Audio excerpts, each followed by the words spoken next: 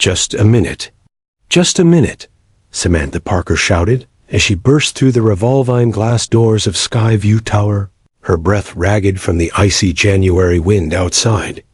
The lobby gleamed like a jewel box under golden chandeliers. Polished marble floors reflecting the movement of uniformed doormen and silk-draped residents. Samantha's arms ached from holding her 5-year-old daughter, Julie, who clung to her neck like a sleepy koala, while a cooler bag of sushi swung heavily from her left hand. The doorman barely had time to look up before she was halfway across. The lobby, her delivery cap askew, her hair a dark, wind-blown mess. She pressed the elevator button with her elbow, still trying to catch her breath. Julie wrinkled her nose and announced with the blunt honesty only children possess, "Mommy, you smell like soy sauce and sweat." Samantha smiled without missing a step. "And you smell like the strawberry candy you snuck when we left reception. Smart girl." On the 32nd floor, the apartment door opened before she could even knock. An elegant blonde woman with a razor-sharp bob and a fitted silk dress looked her over with an expression that hovered between disdain and boredom. She glanced at her diamond-crusted watch. 1 minute late. Samantha's chest was still heaving. "Miss, seriously? 1 minute?" "It's past the deadline," the woman said coolly. "I don't want it anymore. I can't stand people who don't meet deadlines." Samantha's eyebrows shot up. "Oh, sure, because your stomach has a built-in Swiss timer, right? Should I have left my daughter alone on the street, sprinted through traffic, and risked getting it just to make sure your golden sushi arrived on time?" "Poor people always have an excuse," the woman replied with icy dismissal. Julie, still on Samantha's hip, turned her small face toward the woman and declared in a loud, clear voice, "Mommy, this lady looks like the Wicked Witch from a cartoon." Samantha froze. The blonde's eyes widened. A few feet away, leaning casually against the wall near the elevator, a tall man in a tailored charcoal gray suit had been watching the scene unfold. His expression was unreadable, but the corner of his mouth twitched as if suppressing a laugh. "Excuse me," he said finally, his voice smooth and deep. "If you really don't want the order, I'll take it. I'm starving." The blonde's mouth opened in protest, but the man was already reaching into his pocket, producing a black credit card. His gaze shifted to Samantha. "Can you tell me the price, Miss Parker?" Her eyes narrowed. "How do you know my? It's on the delivery receipt," he said simply, sliding the card into her machine dot as she processed the payment. Samantha noticed the details she usually ignored. The clean lines of his suit, the controlled way he moved, the watch on his wrist worth more than her yearly rent, and his eyes sharp, assessing, but not unkind. He took the sushi bag, but before he could turn away, Julie coughed softly. Then again, then harder. In seconds, the coughs turned into deep, gasping wheezes. Her little hands clutched at Samantha's jacket. "Julie? Honey, breathe with me slowly." Samantha's voice cracked as panic flooded her. Julie's lips tinged blue, her eyes wide in fear. The blonde woman backed into her doorway. "Oh my God!" The man in the suit dropped the sushi to the marble floor. "Does she have asthma?" "No," Samantha choked out. "She's never, oh God." He was already pulling his phone from his pocket. "This is Nathaniel Hayes. I need an ambulance at Skyview Tower, apartment 3204. Child in severe respiratory distress. Now." Samantha's arms trembled as she held Julie close, whispering anything to keep her conscious. Nathaniel ended the call, his gaze cutting to her with a precision that demanded trust. "My car is in the garage. It'll be faster than waiting.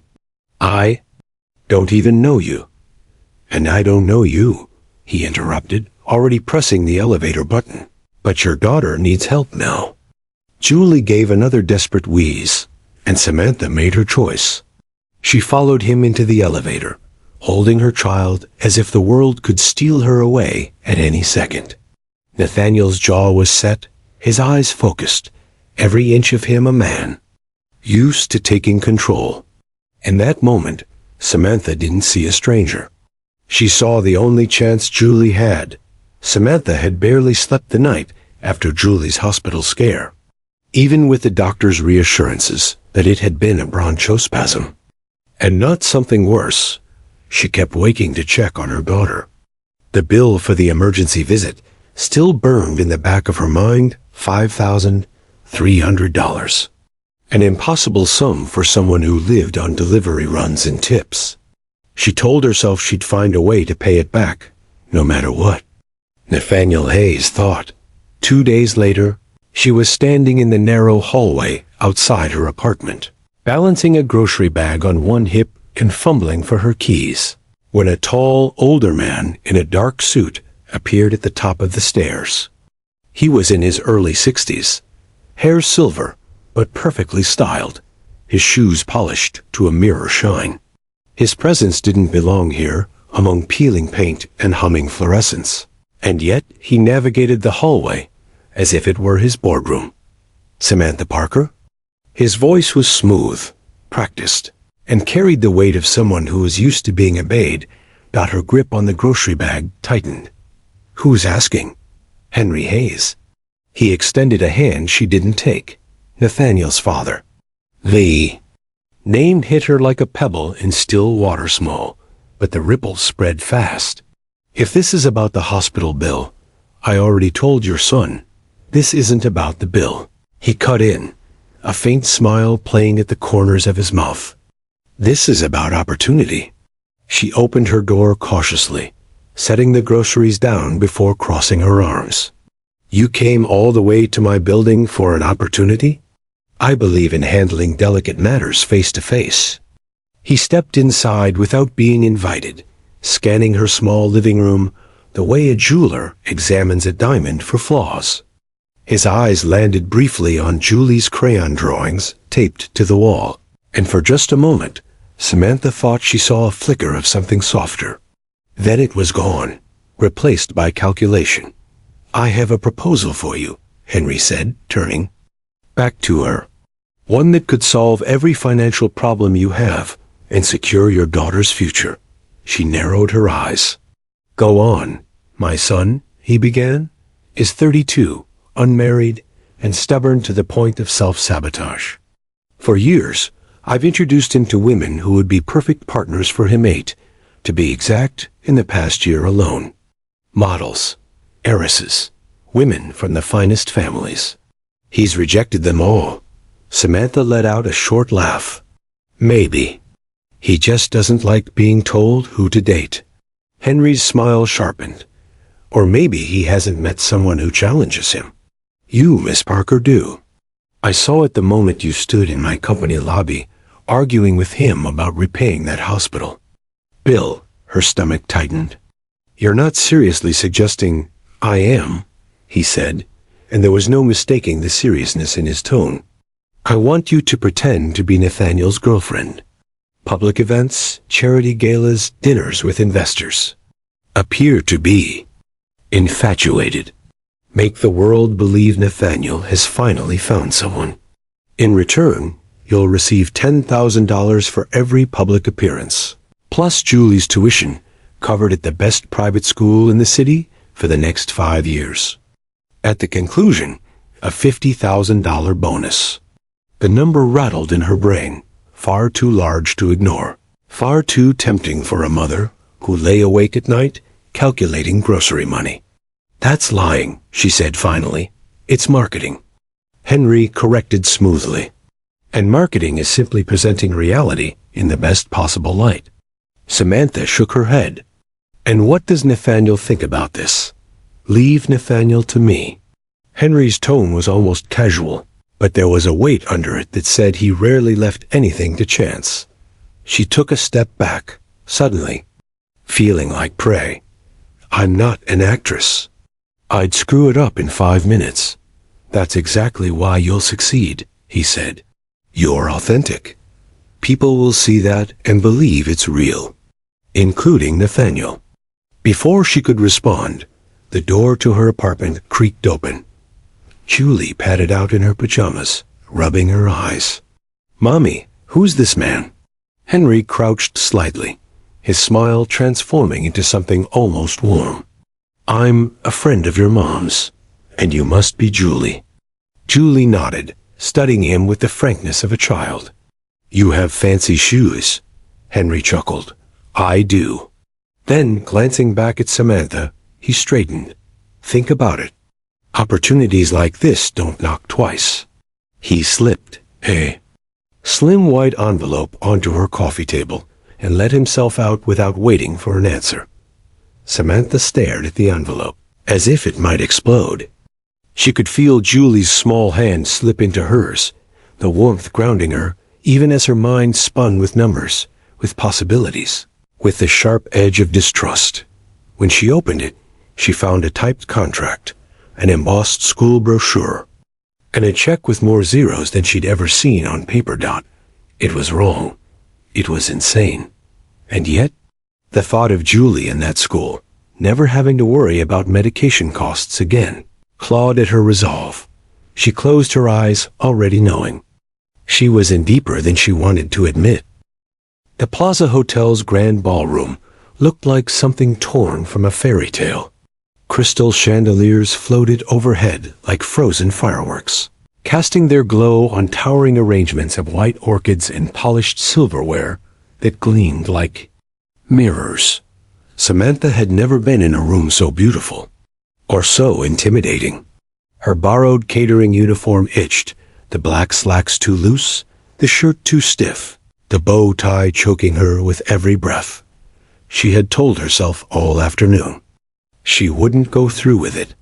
She had shredded Henry Hayes's proposal in her mind a dozen times. But then she'd sat at the kitchen table with Julie, going over the month's bills, and reality had struck hard. Rent was late. Julie's allergy medication was running out. The envelope Henry left still sat on her counter, a silent dare.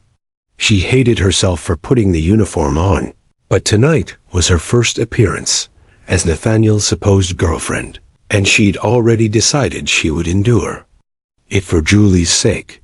From the kitchen, Margaret, the catering supervisor, thrust a heavy silver tray into Samantha's hands. "Champagne for the reception. Smile, move quickly, and for heaven's sake, don't spill anything. These people measure your worth by how steady you can carry a glass." "Noted," Samantha muttered, adjusting her grip on the tray as she stepped into the sea of designer gowns and tailored tuxedos. At first, she managed to stay invisible, just as Margaret instructed. She moved between small clusters of guests, offering champagne flutes and receiving absent-minded nods of thanks.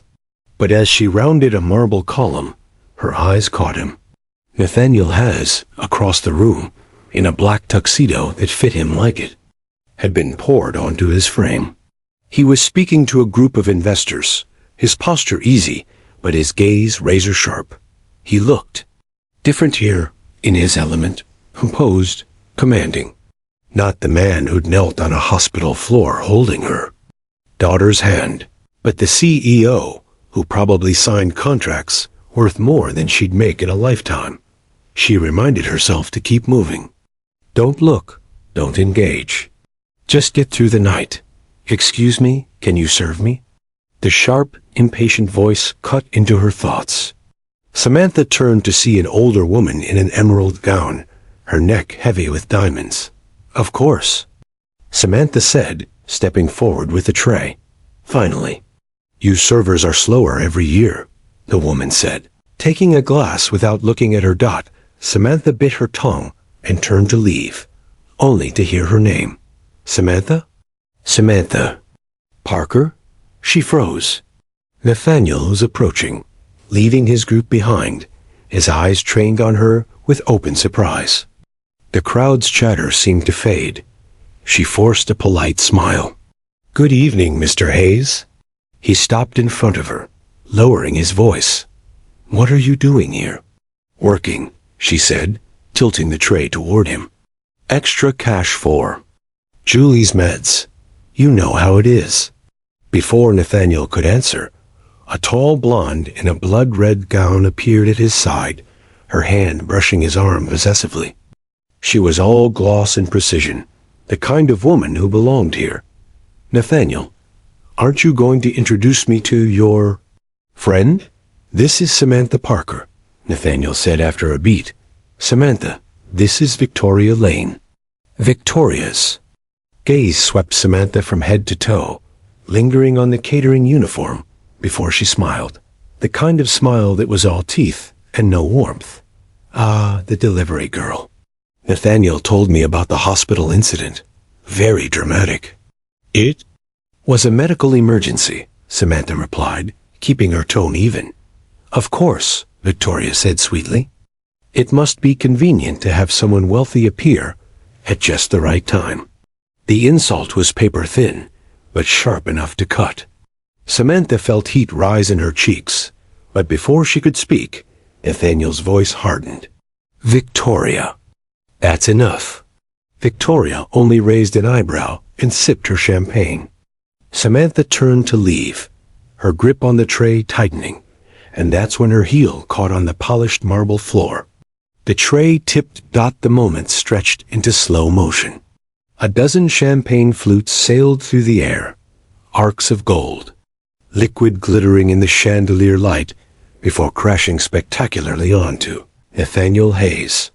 The $800 a bottle champagne soaked through his shirt, his tuxedo jacket, and even dripped from his hair. Gasps rippled through the room. Somewhere, a camera shutter clicked. Oh my God, Samantha dropped to his side, fumbling for napkins. I'm so sorry, Nathaniel blinked, drops sliding down his face. For a heartbeat, she waited for the explosion. But instead, he started to laugh. Softly at first, then louder, until a genuine grin broke across his face. You're laughing? She said, stunned. It's only champagne, he said, taking the napkins from her trembling hands. Only champagne? Victoria hissed. That's Dom Perignon. I'll pay for it, Samantha blurted. I'll work extra. We're even, Nathaniel said firmly, meeting her eyes. Consider the hospital bill paid in full. The room hummed with whispers, every gaze fixed on them. Samantha's cheeks burned, but deep down, something shifted. This wasn't the reaction she'd expected from him, not the cold CEO Henry had described, but a man who, for some reason, seemed genuinely amused by her disaster. She stepped back, still flustered, still mortified, but unable to stop a reluctant smile. And in that moment, she knew Henry's plan had just gotten much more dangerous. The Museum of Modern Art glittered that night like a cathedral built for the worship of beauty. Golden light poured across polished marble floors, glinting off. Walls hung with priceless canvases. Waiters in black vests moved silently between clusters of guests holding champagne flutes, their conversations drifting between art, investments, and politics. Samantha stepped through the main entrance on Nathaniel's arm. The black gown Henry had arranged for her fitting perfectly, but making her feel like an imposter wrapped in silk. She had rehearsed her role all afternoon. Smile, nod, look interested. Keep her words minimal. But as soon as she saw the faces turning toward them, curiosity gleaming in the eyes of Manhattan's elite, her stomach clenched. This was her second public appearance with Nathaniel, and if the champagne disaster at the gala had taught her anything, it was that these people noticed everything. You'll be fine, Nathaniel murmured, his hand brushing hers as if to steady her. She tilted her head toward him, whispering back, You say that now. Wait until I accidentally lean on a sculpture worth more than my entire neighborhood. A small laugh escaped him, but it was quickly replaced by the guarded smile he wore for the benefit of watching eyes. He introduced her to a few acquaintances, smoothly inserting her name into conversations about art movements and charity projects. For a while, she floated on the edge of it all, nodding and smiling when required. Then, like a drop of blood in water. Victoria Lane appeared. Her entrance was calculated, a sweep of crimson silk, diamonds like shards of ice at her ears, hair pinned into an immaculate twist. She didn't approach right away. Instead, she lingered near a modernist sculpture, pretending to study it while her eyes tracked Samantha across the room.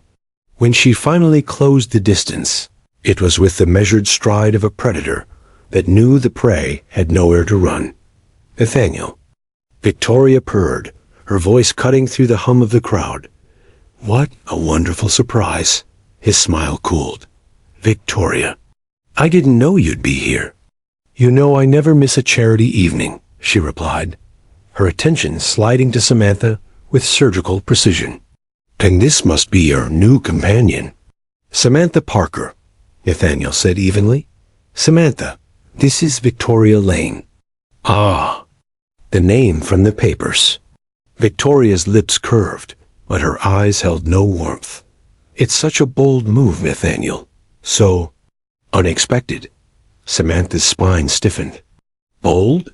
Victoria stepped closer, lowering her voice just enough for nearby guests to strain to hear. Well, it must be quite an adjustment for you, dear. This world is not forgiving to newcomers. I imagine it's challenging to keep up. Samantha felt the insult under the velvet tone and forced a smile. You're right. It is challenging. But I've learned something useful. It's easier to navigate. A room when you don't waste energy worrying about people who are smaller on the inside than they look on the outside. A ripple of muffled laughter spread through the small knot of onlookers. Victoria's jaw tightened. How direct, Victoria said, her smile straining. I imagine subtlety isn't your strong suit. I grew up in a neighborhood where subtlety doesn't get you the last loaf of bread, Samantha said sweetly. Directness does. Nathaniel was watching her now, his eyes alight with something between pride and amusement. Victoria regrouped, turning to him. Do you remember that auction in Boston, Nathaniel? When you bought the Monet? I do, he said, his tone deliberately flat. And the trip to the Hamptons on the Wellington's yacht? Samantha tilted her head. Those sound like wonderful memories. Nathaniel told me you both loved things that were expensive, but not necessarily meaningful. The crowd reacted instantly. A stifled chuckle here, a raised eyebrow there. Victoria's cheeks flushed, but she pushed on. And I suppose you think you've found something more meaningful. I don't think, Samantha replied. I know. It's not about the money, or the events, or the image. It's about who shows up when your child can't breathe, who carries you through a storm, who stands beside you even when the world is watching. Her voice had shifted, no longer playful, but clear, ringing. The people around them leaned in, their curiosity sharpening into admiration. Victoria's smile cracked. Well, she said finally, it seems we have very different ideas of what matters. That's all right, Samantha replied with a gentle smile. Some of us collect art. Some of us collect moments that actually mean something. The tension broke as a few guests applauded softly, the sound growing until even Nathaniel's lips curved into a genuine smile. Victoria gave a curt nod and retreated, her red gown vanishing into the crowd like a warning flare. Burning out, when they were alone again, Nathaniel leaned down slightly, his voice low. Remind me never to get on your bad side. She smiled, still feeling the heat of the confrontation in her veins. You'd never survive it, elegant penguin. For the rest of the evening, people sought Samantha out, not just to meet the woman on Nathaniel's arm, but to hear the one who'd just taken apart Victoria Lane without raising her voice. And somewhere between handshakes and polite laughs, she realized she wasn't pretending anymore.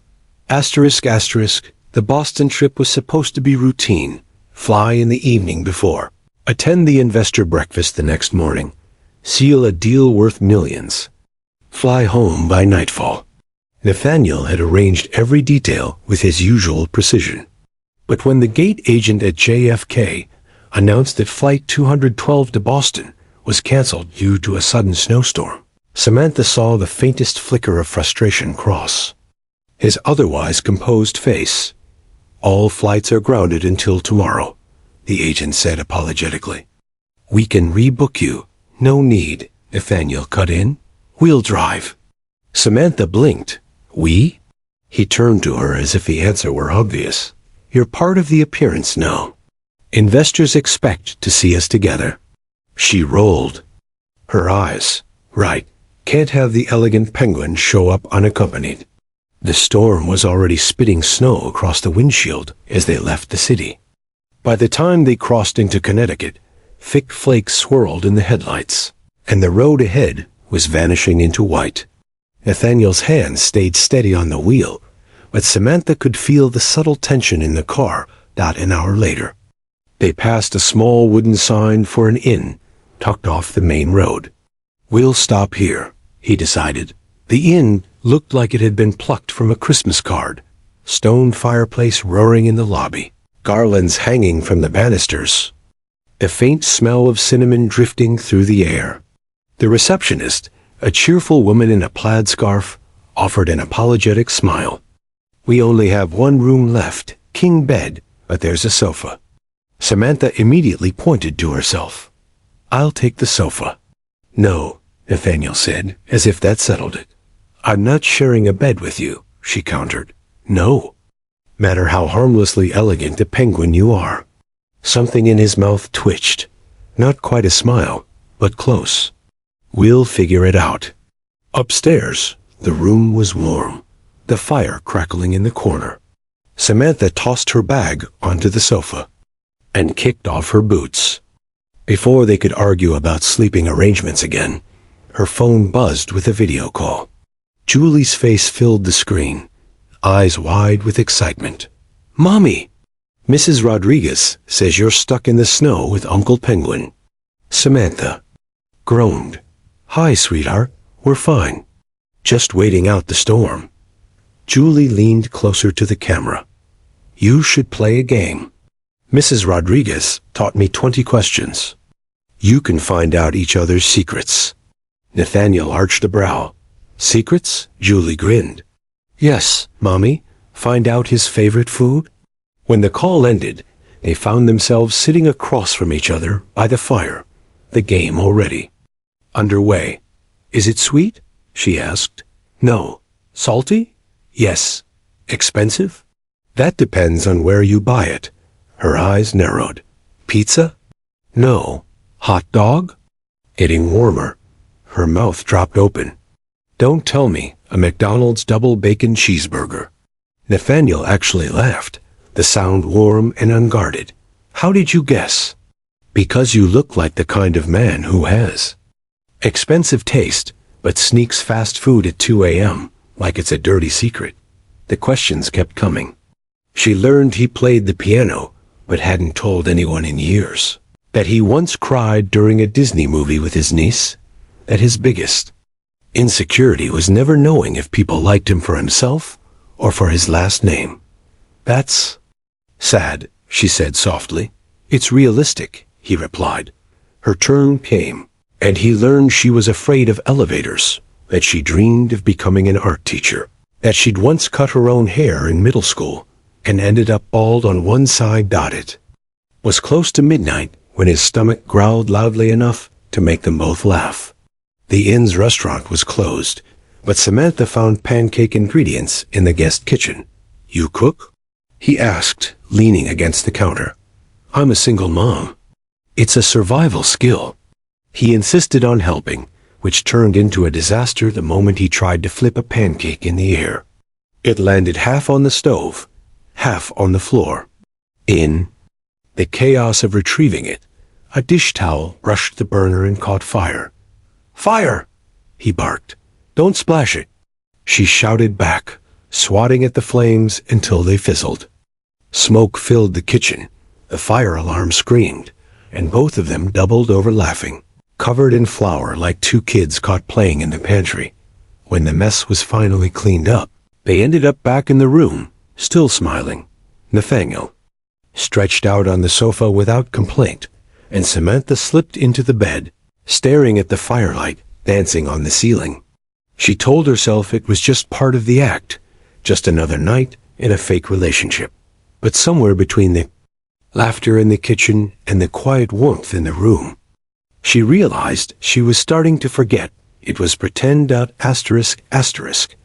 The first sign that something was wrong came in the form of a text from Margaret, the catering supervisor. "Turn on the gossip channel, now." Samantha was folding Julie's laundry when the words popped up on her screen. She frowned, set the clothes aside, and switched on the small TV in the corner of her apartment. The screen filled with the gleaming smile of a gossip anchor who spoke with the slow relish of someone about to drop a bomb. Tonight, an exclusive look at the woman who has captured the attention of billionaire CEO Nathaniel Hayes, and the controversy surrounding her sudden transformation. Images began flashing across the screen. Samantha stepping out of an upscale boutique with shopping bags in both hands, seated in a plush leather chair at an elite beauty salon, sipping champagne at a rooftop bar. The anchor's voice sharpened. Sources close to the couple allege Samantha Parker, a single mother from a working-class neighborhood, has been on multiple shopping sprees, spending thousands of dollars since her relationship with Hayes began. The question on everyone's mind: true love or financial gain? Samantha's stomach dropped. She recognized those moments instantly. Every store, every appointment. Henry had arranged them, insisting on a wardrobe worthy of the company you'll keep. She hadn't chosen half of the things herself. The segment ended with a still image of her, in the black gown from the museum gala, frozen mid-laugh, the caption beneath it reading, "The Billionaire's Gold Digger." Her phone rang before she could even process the blow. The number was unfamiliar, but when she answered, the voice was brisk. "Samantha Parker? This is the Manhattan Tribune. We'd like a comment regarding..." She hung up, her hands trembling. Almost immediately, it rang again. Another reporter. Then Julie's voice came from the window. "Mommy, why are there people down there with cameras?" Samantha rushed over. Outside, a swarm of reporters clustered on the sidewalk, lenses pointed at her building like a firing squad. A few spotted her at the window and shouted questions she couldn't even hear over the pounding of her own heart. "Get your coat," she told Julie, forcing her voice steady. "We're going out the back way." They slipped through the building's service exit, but two photographers were waiting in the alley. Flashes exploded. "Samantha, how much has Nathaniel Hayes spent on you? Are you taking advantage of him? How does it feel to be called a gold digger?" Samantha pulled Julie close, shielding her daughter's face as she pushed past them. They caught a cab to Mrs. Rodriguez's apartment, the only safe place she could think of. Julie was silent the whole way, her small hand clutching Samantha's, with a strength that broke her heart. When she finally reached for her phone, she saw 3 missed calls from Nathaniel. She called back, relief bubbling, until she heard his voice. "I saw the news," he said. The tension in his tone was unmistakable. "We need to talk." "They twisted everything," she said quickly. "Those photos, your father arranged. Those outings, you know that." "I know," he replied, but his voice stayed cool, measured, like he was already in damage control mode. "The problem is perception. My father is furious. This could hurt the company." She gripped the phone tighter. "So what are you saying?" "I think we should take a break. Just until this blows over."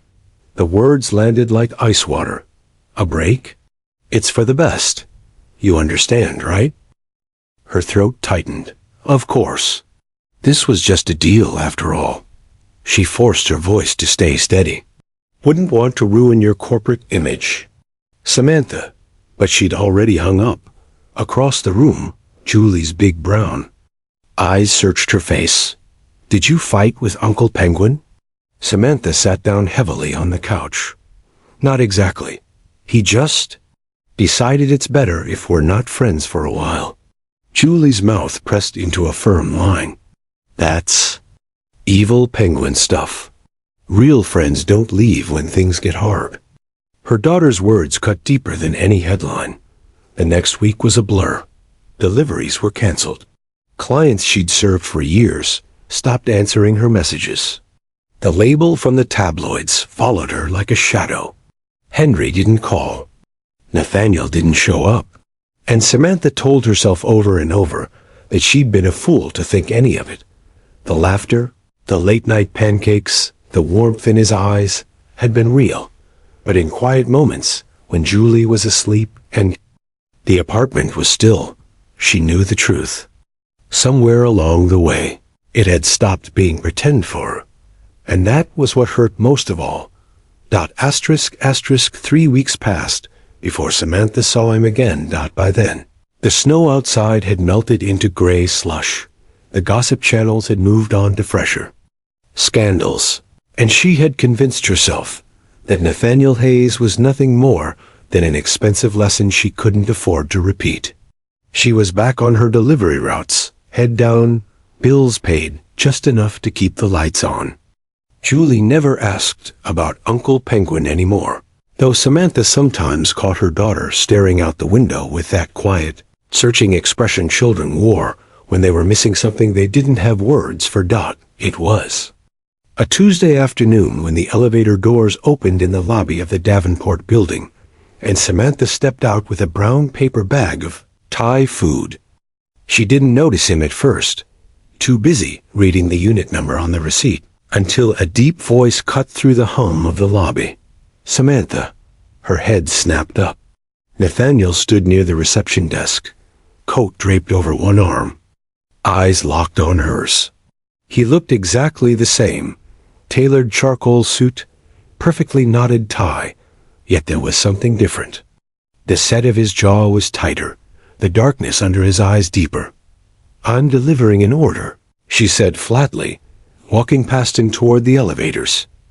"Wait," he said, stepping into her path. "I need to explain." She let out a short, humorless laugh. "Explain? You mean justify why you disappeared when things got messy?" It wasn't like that. No, she held the bag between them like a shield, because it felt exactly like that. "I was trying to protect you," he said quietly. "You and Julie. My father was your father," she interrupted. "Wasn't the one I was starting to trust."